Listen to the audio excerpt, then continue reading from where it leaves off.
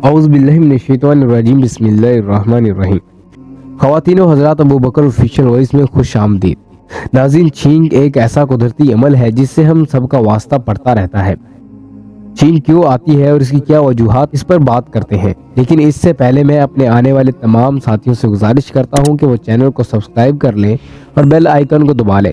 اس طرح آپ کو ہماری تمام نئی آنے والی ویڈیوز کا نوٹیفیکیشن ملتا رہے گا۔ خواتین و حضرات، چھینک انسانی جسم کے لیے انتہائی اہمیت رکھتی ہے۔ سائنسی تحقیق کے مطابق جب ہمیں چھینک آتی ہے تو ناک کے اندر بیکٹیریا اور وائرس باہر نکلتے ہیں اور ہمارا جسم جراثیم سے پاک ہو جاتا ہے۔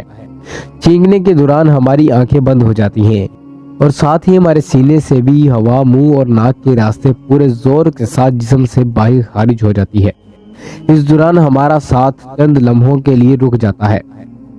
مسلمان چھینک مارنے کے بعد الحمدللہ کہتے ہیں، جس کا معنی ہے اللہ کا شکر ہے، اس نے ہماری سانس کو دوبارہ چلایا۔ نہ صرف مسلمان بلکہ دنیا کے دیگر مذاہب کے افراد بھی پیدا کرنے والے کا شکر ادا کرتے ہیں، دعائیہ کلمات سے ادا کرتے ہیں۔ چھینک کے بارے میں ایک انتہائی دلچسپ بات یہ ہے کہ ہم سونے کے دوران چھینک نہیں مارتے۔ سائنسدانوں کا کہنا ہے کہ اگر چھینک آئے تو اس سے روکے نہ، کیونکہ اس طرح خون اور دماغ کی شریانوں پر دباؤ آئے گا اور یہ صحت کے لیے بہت زیادہ نقصان دہ ہے۔ ماہرین کا کہنا ہے کہ چھینک کے دوران ہماری ناک سے 5000 قطرے فی گھنٹے کی رفتار سے نکلتے ہیں اور ہوا میں 10 منٹ تک موجود رہتے ہیں۔ اس دوران وہاں پر موجود کسی بھی فرد کے جسم پر یہ قطرے داخل ہو کر نزلہ زکام کا باعث بن سکتے ہیں۔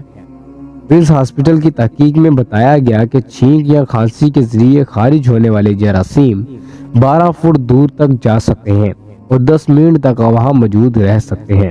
چھینک آنے یا کھانسنے پر اپنے منہ کو ڈھانپ لینا دیگر افراد کو نزلہ زکام کے جراثیموں سے بچا سکتا ہے۔ خواتین و حضرات، یہ وہ احتیاط ہیں جو سنت نبوی رسول اللہ صلی اللہ علیہ وآلہ وسلم میں ہمیں ملتی ہیں اور اس حوالے سے کئی احادیث بھی موجود ہیں۔ اس تحقیق کے دوران یہ جائزہ لیا گیا تھا کہ چھینک یا کھانسی کے دوران خارج ہونے والے جراثیم کس طرح لوگوں پر اثر انداز ہوتے ہیں۔ تحقیق کے مطابق بیماری سے اٹھنے والے افراد اس طرح کے جراثیم سے زیادہ جلد متاثر ہو سکتے ہیں کیونکہ ان کا جسمانی دفاعی نظام کمزور ہو چکا ہوتا ہے۔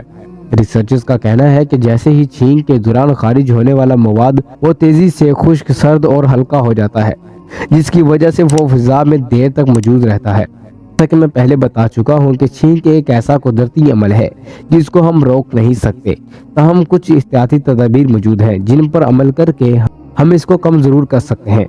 اسی کے ساتھ اس ویڈیو کا آج اختتام کرتے ہیں اور ایک نئی ویڈیو کے ساتھ دوبارہ حاضر ہوں گے۔ تب کے لیے آپ سے اجازت چاہتے ہیں، اور اگر آپ نے ابھی تک ہمارا چینل سبسکرائب نہیں کیا تو ہمارے چینل کو سبسکرائب کر لیں اور اپنے دوستوں اور رشتہ داروں کو گرد و نواح کا تمام لوگوں کا بہت سارا خیال رکھیے گا۔ خدا حافظ۔